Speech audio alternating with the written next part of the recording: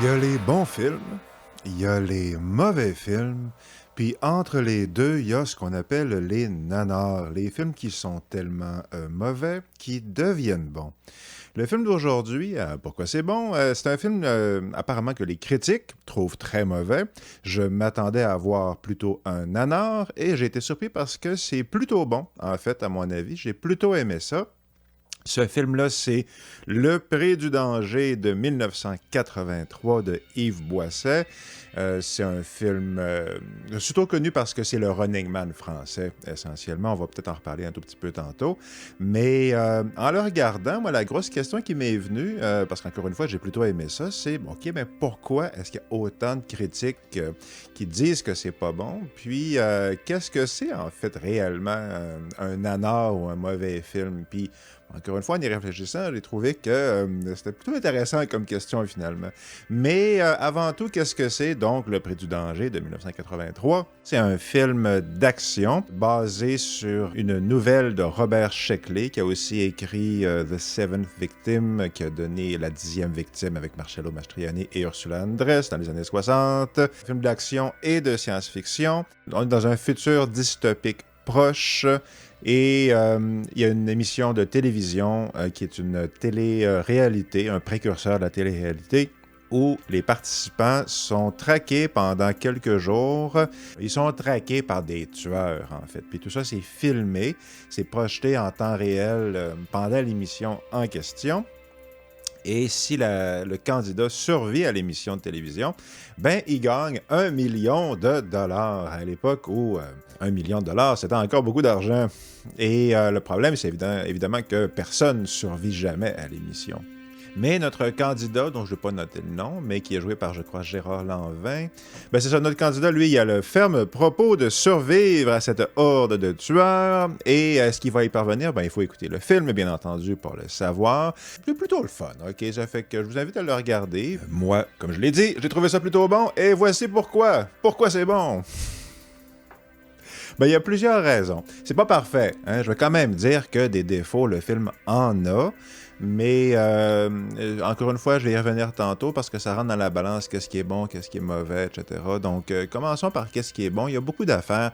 La principale raison, la première chose qui est vraiment remarquable, c'est Michel Piccoli, qui fait l'animateur de télé, qui est racoleur, ignoble, de mauvaise foi. Il est vraiment odieux à tous les points de vue possibles, mais il a ce charme d'animateur télé, de présentateur télé qu'on reconnaît tout de suite dans le Running Man américain, qui, incidemment, je le dis aussi, le Running Man est sorti en 87. Ça, c'est en 83. Puis Running Man, ils ont dit que c'était basé sur une nouvelle de Stephen King, là, sous le nom de Richard Bachman. Puis moi, je ne l'ai pas lu, mais j'ai des amis qui l'ont lu à l'époque. À part le titre, il n'y a pratiquement aucun lien commun entre la nouvelle et Running Man. Mais entre Running Man et Le Prix du danger, non seulement c'est truffé de ressemblances, mais les producteurs du Prix du danger ont poursuivi Running Man et ils ont gagné. Il y a eu toute une série de procès, là, puis finalement, ils ont gagné. Et apparemment, les Américains ont simplement décidé de jamais payer. Donc voilà pour la petite histoire. Moi, je pensais que Le Prix du danger était une copie là, de Running Man. Pas du tout. C'est plutôt le contraire qui est arrivé. Mais c'est ça, je mentionne Running Man ici parce que dans Running Man, l'animateur télé, il est super, super bon. Là. C'était l'animateur dans le temps de Family Feud. Un gars qui avait toutes les qualités, barre oblique, défauts pour jouer ce rôle-là. Ben, Michel Piccoli, il a cette énergie-là, là, encore une fois, c'est ça, c'est charmant, mais ça met mal à l'aise, parce que clairement, c'est un gars que tu veux pas dans la même pièce que lui, là. À l'écran, évidemment, il projette cette fausse aura de sympathie, mais dans les coulisses, on le voit en réunion de production avec toute l'équipe, puis c'est ça, il est hyper cynique, tout ce que vous voulez. Il est très, très, très, très, très bon. Il a l'air d'avoir fait ça toute sa vie. Il parle avec son micro, puis là, il se prend un peu les pieds dans les fils, puis juste la manière qu'il se déprend dans ses fils, là, il a l'air d'avoir été un animateur télé pendant toute sa vie. Puis la version courte, c'est que Michel Piccoli, là-dedans, il crève l'écran. Alors, j'ai vu une critique à un moment donné qui disait qu'il était pas bon du tout. Là, c'est pas vrai. Il est super, super bon. Sur les interprètes, je mentionnais au passage, avant de passer au deuxième point, pourquoi c'est bon. que les autres acteurs sont plutôt bons en général. Là, il y a Bruno Kremer qui joue là-dedans. Il y a la fille, je peux noter son nom, mais elle est plutôt bonne. C'est Gérard Lanvin qui fait notre personnage principal, mais j'ai appris sur Wikipédia que c'est Patrick Devers à l'origine qui devait jouer le rôle. Puis Patrick Devers, évidemment, un des acteurs les plus légendaires de sa génération. Il a joué dans Les Valseuses avec Depardieu, là, un grand acteur, très très bon de cinéma. Pourquoi il n'est pas dans le film? Parce qu'il s'est suicidé avant. C'est plate de même. Mais ce film-là, à l'origine, il était supposé avoir Patrick Devers dans le rôle principal. Puis là, vraiment, je pense que le film aurait eu des chances de passer carrément dans la légende. Là. Ça aurait été vraiment épique à ce moment-là. Donc, voilà pour l'interprétation. Deuxième raison, OK, moi, je m'attendais encore une fois, basé sur les critiques, je m'attendais à avoir un film bâclé, mal fait, puis en plus... Tu te dis, OK, un film d'action français, mais on a tort, en fait, parce que les Français en ont fait des tonnes, des films d'action qui sont super bons. On sous-estime vraiment là, les films d'Henri Verneuil, Peur sur la ville, un de mes films préférés. Bon, donc, en fait, ils savent s'y faire. Ils ont certainement des réalisateurs qui savent s'y faire en scène d'action. Puis M. Boisset, il s'en sort très, très bien. Là. Les passes d'action fonctionnent. C'est des passes d'action début 80, là, donc on est avant l'époque où tout explose tout le temps. Bon, c'est un choix esthétique, mais tu sais, je me suis posé la question en réécoutant quelques scènes tantôt. Bon, mettons, à quel point est-ce qu'on pourrait comparer les scènes d'action de Escape from New York, par exemple?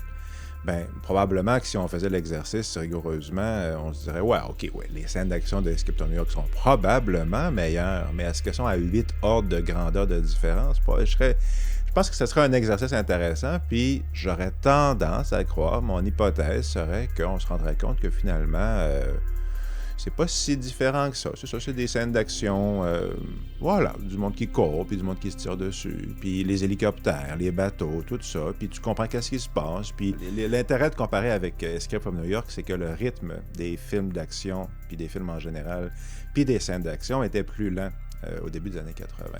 Aujourd'hui, tout est hyper frénétique, là, mais dans le temps, c'était pas comme ça. Puis je pense que si on se remet dans l'état d'esprit du début des années 80, les scènes d'action sont extrêmement compétentes, très correctes, là, à mon avis. C'est pas les meilleures que j'ai vues de ma vie. Moi, je vous renverrais plutôt au fameux Terreur sur la ville ou Peur sur la ville. Là, je me mélange toujours dans le titre avec Belmondo, un de mes films préférés. Je l'ai dit. Là-dedans, les passes d'action sont malades mentales. Mais ici, sont très, très bonnes. Puis, en règle générale, la réalisation est super bonne. Puis là-dessus, c'est irréprochable à beaucoup de points de vue. Le reproche que je fais au film, je le mentionne ici, c'est un film qui non seulement a un message politique, mais il nous l'assène vraiment à coups de maillotche. Il nous le martèle pas subtil, pas en tout. Il y a 2 ou 3 scènes de dialogue, là, une en particulier qui me vient en tête entre la productrice et l'autre producteur, je crois. Puis c'est gros, là. OK, donc c'est pas subtil, c'est lourd. Ça, c'est carrément pas très bon, là, faut le dire, là.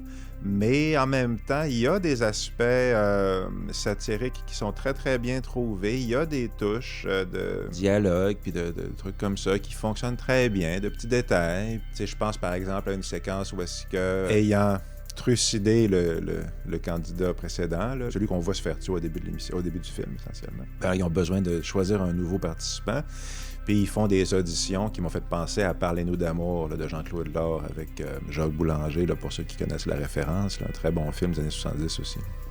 Donc, donc c'est ça, on voit les producteurs qui choisissent là, leur nouveau candidat, puis ils font les auditions essentiellement.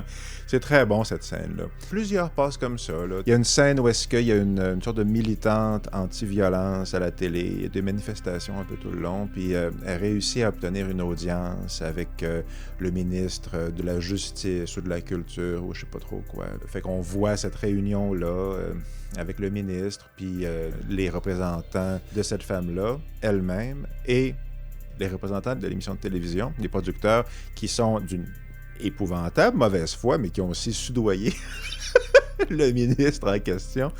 Mais même là, cette séquence-là, c'est plus subtil qu'on pourrait croire, puis ça fonctionne bien. J'ai aimé ça. Ça fait qu'il y a quand même pas mal de passes comme ça Donc, ouais, il y a des trucs, comme on dit, méga lourdingues, mais dans l'ensemble, puis tantôt je l'ai réécouté en accéléré, là, juste quelques scènes pour me le remettre en mémoire. Puis j'ai trouvé en le réécoutant rapidement comme ça que, non, finalement, le ton, ça marche bien, ok, voilà. Puis la troisième raison, c'est plus un détail au niveau de l'histoire, c'est les tueurs sont super intéressants. Dans la mesure où ce sont justement des gens absolument ordinaires. Puis, je sais pas à quel point c'est un détail de l'histoire de Sheckley, quoique je sais qu'ils ont pris ça, ils n'ont pas inventé ça, on en reparle d'ici la fin de la vidéo. Mais ici, si je vais juste m'arrêter au film, puis je fais semblant que je sais rien d'autre, là, ben les tueurs, c'est vraiment des gens ordinaires. Il y en a un qui est un amateur de chasse et pêche, puis il y en a un qui est un ancien soldat, ça fait on devine que c'est des gens qui ont le goût de tuer quelqu'un.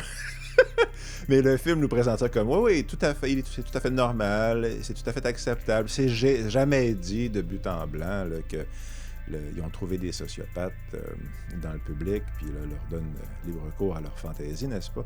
Mais dans Les Tueurs, il y a une femme, puis quand, en début 80, donc, quand il dévoile, quand Piccoli il dévoile là, la 5e chasseuse, n'est-ce pas? Il y a une réaction de choc, là, de désarroi, de consternation dans le public, parce que oui, mesdames et messieurs, c'est une femme, une très belle femme en plus, vous voyez le genre, là.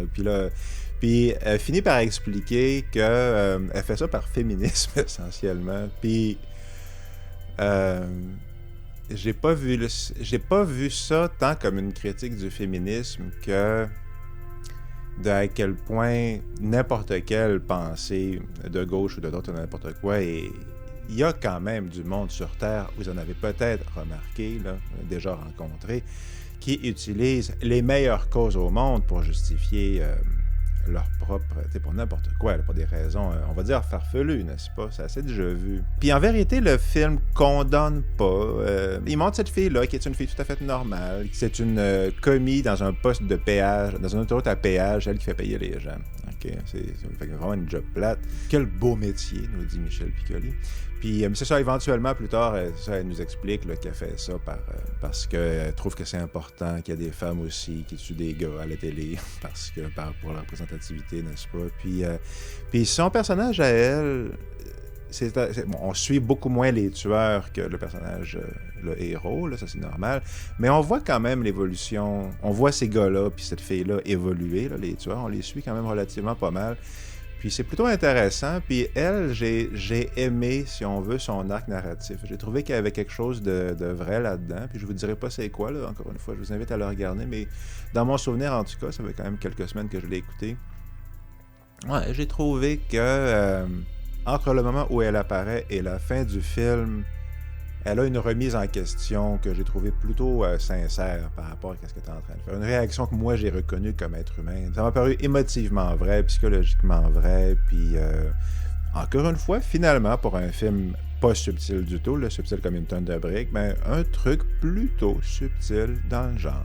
Fait que voilà, puis c'est les qualités là, que j'ai notées vite fait, mais il y en aurait eu d'autres. Puis avec ce soit encore une fois plutôt bon, moi je vous encourage à l'écouter. Bon exemple de dystopie, film d'action français à gros budget du début des années 80. Il n'y en a pas tant que ça, puis ça en est un bon. Alors, En ce qui concerne ma petite réflexion, ma réflexion pour le film, c'est quoi un nanar, finalement? Puis qu'est-ce qui fait qu'on trouve un film bon ou mauvais? Puis ça a l'air facile et évident comme ça a l'air de tomber sous le sens, mais comme bien des affaires, quand on s'arrête pour réfléchir, les choses deviennent soudain moins claires. Fait que je vais me concentrer juste sur le côté nanar. Qu'est-ce que c'est donc un nanar? Ben, si on va sur Nanarland, le site français que j'aime beaucoup, qui est un spécialiste des nanars, ben eux, leur slogan, c'est « Le site des mauvais films sympathiques ».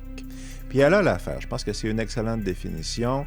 C'est ça, c'est un film qui est raté, fondamentalement, un film qui est clairement pas bon, là, qu'on voit qui est pas bon, mais qui a un côté sympathique ou attachant. Puis, en y réfléchissant, j'ai précisé un petit peu la définition de nos amis de Nanarland, à savoir que un nanar, c'est un film qui est pas bon, ok, un mauvais film, qui est candide et sincère. Alors moi, ma définition à moi inclut ça. D'ici la fin, on va voir s'il y a d'autres définitions possibles. il y en a une, on va voir là. Mais ce que j'ai en tête ici, c'est l'opposition entre des films comme Star Crash, par exemple, un de mes films préférés au premier degré, je l'ai déjà dit, mais qui est clairement un nanar, là, une copie de La Guerre des Étoiles italienne, je pense que c'est Luigi Cozzi qui a fait ça. Ça a l'air écrit par un enfant de 4 ans, là. Puis c'est un peu le charme du film. C'est mauvais, mais si on le prend comme un film d'enfant de 4 ans, ça fonctionne malgré tout, puis c'est certainement hyper attachant. Puis des films comme ça, il y en a des tonnes, là, tu sais, les films de Bruno Mattei, bon, ben, c'est moins candide, mais c'est quand même dans la même catégorie un peu. The Room, à la limite, c'est plutôt dans cette catégorie-là. Ouais. Clairement, le gars essaye de faire un bon film. C'est ça l'idée. Puis le contraste que je fais, que moi, j'inclus pas dans la catégorie nanar, que je pense qu'ils sont autre chose, c'est tous les films, par exemple, comme les films de Asylum, là, les Sharknado, okay, qui sont dans la continuité de la fameuse attaque des tomates tueuses, là, Attack of the Killer Tomatoes des années 70. Il y en a beaucoup des films comme ça, en vérité, même années 70, il y en avait quelques-uns déjà à l'époque, là. Tu sais, Schlock, puis je pense Invasion of the Bee Girls, c'est comme ça aussi. Puis ça, c'est des films qui cherchent délibérément à être mauvais pour essayer d'aller chercher le côté comique des nanars, finalement. Ils essaient de reproduire artificiellement le charme du nanar, mais c'est des films qui se considèrent plus intelligents qu'eux-mêmes, essentiellement. Il y a un côté cynique là-dedans. Puis, il y en a qui sont bons dans ces films-là. Il y en a plusieurs. Schlock, j'en ai déjà parlé, je l'ai recommandé ici. Moi, j'aime ça. Bon, les Asylum, d'habitude, j'aime pas ça, mais ils ont des qualités. J'en ai déjà regardé, on va dire avec plaisir. Là, je peux comprendre l'attrait des Asylum, certainement. Killer Tomatoes, je viens d'en parler, c'est super bon. Dans le genre, là, bon, c'est charmant. Suceur de sang, Bloodsuckers from Outer Space. Fait que, là, c'est ça. C'est tous des films qui sont délibérément mauvais à beaucoup de points de vue, puis qui vont chercher une bonne partie de leur potentiel comique avec ça, de leur pouvoir comique. De cette manière-là. Mais, dans mon esprit, à moi, c'est pas des nanars. C'est ça, c'est des comédies, c'est autre chose, là. C'est un pastiche, donc pastiche de mauvais films, c'est pas la même chose. Pour que ça tombe dans la catégorie nanar, il faut enfin que ce soit amusant. Non seulement c'est mauvais, mais c'est mauvais fait par des gens qui cherchent à bien faire, donc ils sont bien intentionnés, qui mettent tout leur cœur dans quelque chose qui est pas bon, et le résultat est amusant. Le fait est qu'il y a des films qui sont mauvais et sincères, mais qui sont juste pas bons. Qui sont juste pas le fun à regarder. Tu sais, dans les copies de Alien, il y en a une couple, Inséminoïde, je le mettrais un peu dans cette catégorie-là, qui est juste désagréable. Tu sais, Lady Stay Dead, là, et je l'ai même pas fini ce film-là. C'est un genre de film de tueur en série australien du début des années 80, là, et c'est juste... Là, c'est plus horreur, là, si on veut, là, c'est plus racoleur de ce niveau-là, mais tu sais, c'est pas le fun à regarder, là. Puis Star Crystal, un film dont j'ai déjà parlé, là, la copie de Alien où est-ce que le monstre lit la Bible à la fin et se convertit à Jésus, là. Ce film-là existe, je l'ai rencontré. Ça vaut la peine de le voir pour ça, mais à mon avis, c'est plus une curiosité, là. C'est pas un film vraiment, à mon avis, que certainement moi que je regarde avec plaisir, là. Alors, ayant trouvé 3 catégories qui nous permettent d'identifier si un film est un nanar ou pas, à savoir est-ce qu'il est pas bon, est-ce qu'il est mauvais, est-ce qu'il est mauvais mais avec l'intention d'être bon malgré tout, est-ce qu'il est candide, est-ce qu'il est sincère, est-ce qu'il cherche à bien faire mais c'est juste qu'il n'est pas capable, et est-ce qu'il est amusant. Est-ce que la convergence de cette incompétence et de cette bonne volonté donne un résultat qui font qu'on veut passer du temps avec plutôt que fuir en courant dans l'autre direction? Donc, ça c'est mes 3 critères qui nous permettent d'identifier si on est en présence d'un nanar ou pas. Est-ce que ça s'applique au prix du danger?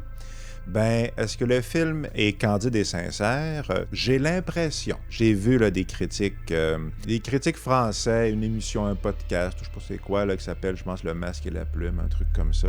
J'en ai entendu parler parce qu'il y a un YouTuber français qui s'appelle Dirty Tommy qui a fait une vidéo sur le prix du danger que j'ai regardé. C'est un peu ça qui m'a donné l'idée de faire la vidéo, là, qui m'a donné le goût, en fait, de faire la vidéo. Lui aussi aime bien le prix du danger. Le consensus que j'ai vu en ligne des spectateurs en général, c'est à peu près tous les spectateurs aiment ça, mais il semblerait qu'à peu près tous les critiques haïssent ça.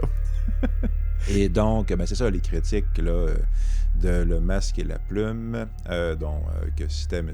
Dorty-Tommy, ben eux, c'est ça, j'ai regardé quelques extraits là, de leurs critiques à eux. Eux considèrent que c'est manipulateur, racoleur, de mauvaise foi, puis malhonnête, et qu'ils pratiquent le crime qu'ils cherchent à dénoncer. Moi, j'ai pas trouvé leurs arguments convaincants. Je mentionne au passage que des films qui pratiquent le crime qu'ils prétendent dénoncer, il y a entre autres Cannibal Holocaust qui fait ça, qui est un excellent exemple de ça, qui est en fait la quintessence de ça. Puis, ben ouais, c'est un chef-d'œuvre, Cannibal Holocaust, d'un certain point de vue. Chef-d'œuvre inécoutable, la pire expérience cinématographique que j'ai eue de ma vie, là, ça m'a pris des jours à m'en remettre. Là. Je déconseille à peu près tout le monde sur Terre de l'écouter.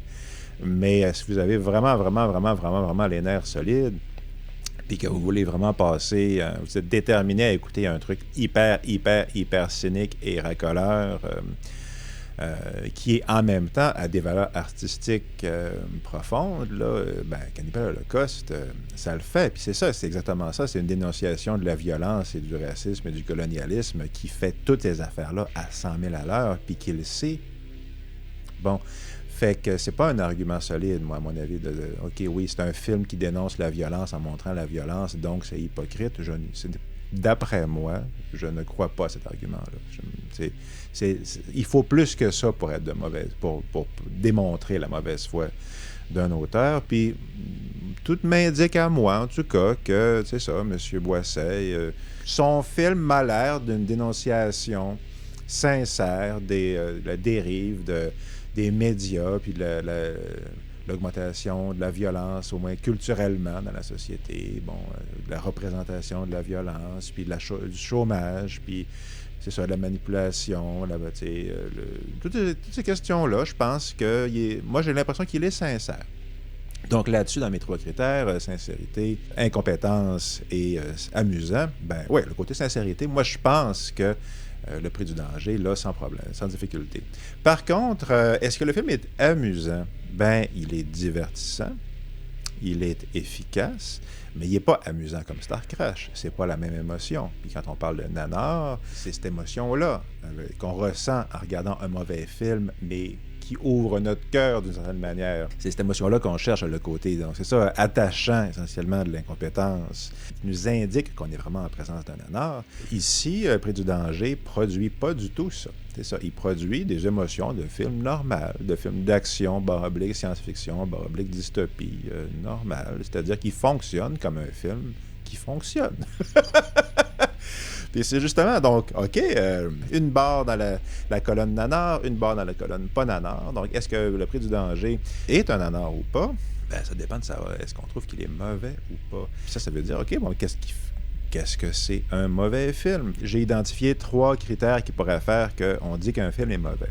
Le premier, c'est qu'il est complètement incompétent. Il faut qu'il y ait un niveau d'incompétence, OK, qui est vraiment remarquable dans le film. Donc, ça peut être au niveau de la réalisation, le montage, j'imagine, le côté technique, là, les éclairages. Bon, mais c'est surtout la réalisation, les acteurs, le fait, mais si on voit des micros, mais vraiment tout le long, s'il y a des sauts d'axe, là, comme dans The Unearthly. Fait que dans les nanars, c'est le genre d'affaires qu'on va avoir tendance à trouver, là. Puis les gens citent souvent les effets spéciaux, l'incompétence des effets spéciaux dans cette catégorie-là, mais moi, je la mets pas dans cette catégorie-là. Je vais y revenir dans quelques instants, là. Mais certainement au niveau de l'incompétence, les films de Ed Wood, puis je vais finir là-dessus pour ce premier point-là, il y a une séquence au début de, je pense, Plan 9 from Outer Space, où est-ce que Criswell, notre astrologue dans la vraie vie, qui nous fait un lecteur de nouvelles du futur, n'est-ce pas? Là, il dit « Remember, my friends, future events such as these will affect you in the future. » Fait que, future events such as these will affect you in the future. Il répète 2 fois futur. C'est du dialogue mal écrit. Ed Wood, il écrit tout le temps comme ça. Ses dialogues sont pas bons. Mais il est ultra sincère. Ça, c'est le niveau d'incompétence nanar. OK? C'est les décors hyper cheap, là, où est-ce que c'est supposé être un mur en briques, mais c'est un papier peint de briques, en fait, à la place. Ça, je pense que c'est dans Bride of the Monster. Ben, c'est ça. Le niveau Ed Wood, OK, est un bon exemple de le nanar pour cause d'incompétence. OK? Mais l'autre exemple que je trouve intéressant, l'autre critère, mon deuxième critère de est-ce un mauvais film ou pas, qu'est-ce qui fait qu'on est en présence d'un mauvais film? C'est un film qui peut être extrêmement compétent au niveau technique, mais au niveau des acteurs, mais qui accumule les fautes de goût. OK, les fautes de goût plutôt graves, les affaires qui ne marchent juste pas, là. À quoi qu'il a pensé? Les films où est-ce que tu regardes ça et tu te dis ça se peut pas qu'il ait trouvé que c'était une bonne idée. Il y a The Swarm, dont j'ai déjà parlé sur la chaîne il y a un moment, avec Michael Caine, puis la moitié de la planète Terre joue dans ce film-là. Au niveau technique et compétent, c'était la qualité que j'avais trouvée au film. Ouais, au niveau technique, c'est compétent, mais au niveau de tout le reste, c'est absolument grotesque, parce que les situations qui sont mises en... Tu sais, il y a des abeilles qui attaquent une centrale nucléaire, puis elles passent évidemment par le conduit d'aération, comme tout le monde. Puis les abeilles font sauter la centrale nucléaire, OK? Dans une tentative délibérée de tuer l'humanité, là. Je veux dire, c'est débile, là, tu sais. Puis dans, je pense que c'est Deadly Prey, là, l'ultime combat, je pense que ça s'appelle, la copie de Rambo, du début des années 80, film américain, je crois. Ben, c'était un des nanars les plus connus des amateurs. Puis, ben, là-dedans, c'est ça aussi. C'est pas hyper compétent, c'est zéro budget, là, mais la principale raison pour laquelle on se rappelle de ce film-là, une des grosses raisons, c'est ça, c'est que, premièrement, on a un héros de style Rambo qui se promène avec des shorts de style porno, là. Je veux dire, il y a des shorts genre en jeans découpés où est-ce qu'on y voit les fesses, essentiellement, c'est ce genre-là, là, hyper court, là. Un truc, ça fait pas Rambo pour 2 minutes. Personne sur Terre... Ça n'a pas d'allure, OK? Il a mis son Rambo avec des... Il a habillé son Rambo, son tueur né, avec des shorts ras les fesses, faute de goût, tu sais. Puis dans le même film, l'histoire se déroule sur environ 24 heures, puis étant un rip-off de Rambo, ben notre béret vert va tendre des pièges qu'il fait lui-même. Là, il va gosser des pieux avec son couteau, là, ce genre de truc-là. Là. Puis il se fait pourchasser par des mercenaires, puis les mercenaires tombent dans ses pièges. Alors là, il y a toute une séquence mémorable dans le film où est-ce que les gens tombent dans ces pièges. Puis ces pièges sont plutôt élaborés, puis ça aurait pris au moins 1 semaine pour faire ça. Là. Ça prend plus que 2 heures. Là. Ça fait qu'il y a des trucs qui n'ont aucun sens au niveau logique. Là. Autre exemple de ça, je me rappelle d'avoir vu un film d'horreur italien où il y avait ce qu'on appelle un point of view shot, là, où est-ce que la caméra nous montre ce que le personnage voit, puis en l'occurrence, le personnage, c'est le monstre. Donc, on a le fameux point of view shot du monstre qui va attaquer nos héros. Le seul problème, c'est que le monstre, il est clairement établi depuis le début du film qu'il est aveugle. Fait que le réalisateur s'est dit « Ah, on va faire un point of view shot du monstre qui est aveugle. » Donc, comment est-ce qu'il fait pour pas s'être rendu compte que ça n'avait pas d'allure, là? Fait que deuxième niveau d'incompétence dans les films qu'on peut trouver, qui font, à mon avis, qu'on peut reconnaître le nanar, c'est la faute de goût. Ben c'est ça. Voilà des exemples. Puis je regrette de dire qu'on a les prequels de la Guerre des Étoiles. Des fois, il y en a des comme ça. Ben tu sais, Jar Jar Binks, c'est rien que ça que c'est. Quand on y pense, là. Les gens ont dit que c'était raciste. Moi, je pense que c'est plus une accumulation, un empilement de fautes de goût majeures. C'est ça, la voix de Jar Jar Binks, la face, tu sais, je veux dire, tout. Bon, puis dans les préquels, il y a plusieurs exemples comme ça. Je pense qu'on pourrait probablement trouver assez facilement là, de les séquences d'amour là, qui sont juste pas bien trouvées, qui sont juste mal pensées. Puis je pense que si on enlève ces affaires-là, les préquels sont malgré tout plutôt bons finalement. Là. Que si on enlevait toutes les fautes de goût, ça serait... que c'est ça vraiment qui a vraiment terni là, l'aura des préquels. Troisième et dernière raison qui pourrait faire qu'on est en présence d'un mauvais film, ou qui fait qu'on dit que c'est un mauvais film, ben c'est quand on choisit de dire que c'est un mauvais film. C'est quand le spectateur s'assoit dans son fauteuil puis dit « Je suis meilleur que ce film-là. Je regarde le film pour prouver ma supériorité. » Puis, dans le cas de nos critiques là, du Masque et de la Plume, c'est ça que j'ai senti, moi, quand il parlait du prix du danger. Des exemples de ça. Pendant longtemps, on a entendu dans le discours collectif américain que les films de monstres japonais, les Godzilla, etc., étaient un excellent, excellent exemple de films hyper quétaines et de mauvais goût. De films ridicules, dont il est bon de rire. Okay, quand Mystery Science Theater 3000 a commencé, donc une émission qui est entièrement dont tout le concept est qu'ils regardent des, entre guillemets, mauvais films, cheesy movies, donc des films quétaines, puis qui font des blagues en même temps, ben leur première saison, une grosse partie de leur sélection, c'était des films de Godzilla, pendant les premières années. Il y a des raisons à ça aussi, parce qu'il fallait qu'il y ait les droits pour projeter les films, donc il y a des questions méta, là, si on veut, qui ont choisi tel ou tel film. Mais néanmoins, ça indique, à mon avis, tu sais, c'est ça, je veux dire, les films de Godzilla étaient réputés comme des films quétaines, les films de Kaiju.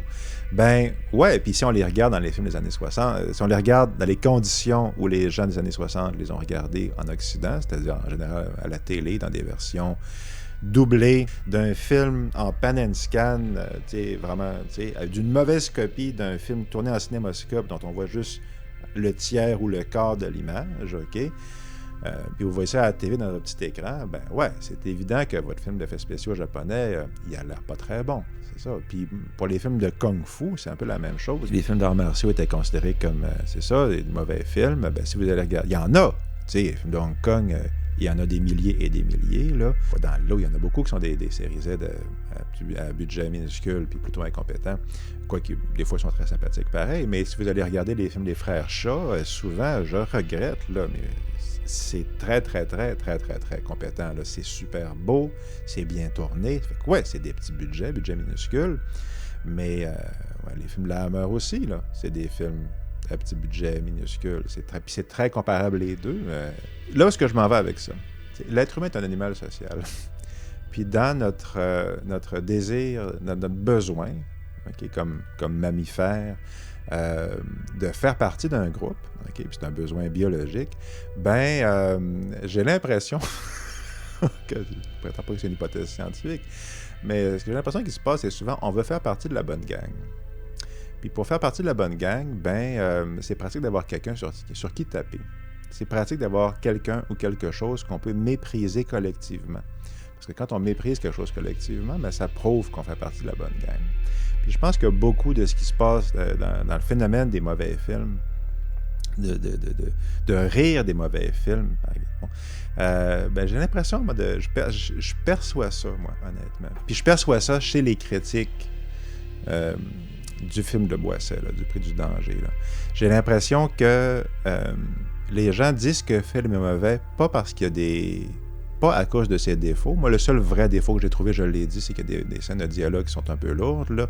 C'est gênant parce que c'est pas réussi, cet aspect-là. Ça dure quelques minutes, mais c'est pas le premier sur Terre qui a fait ça, puis c'est loin d'être le seul. Bon, OK.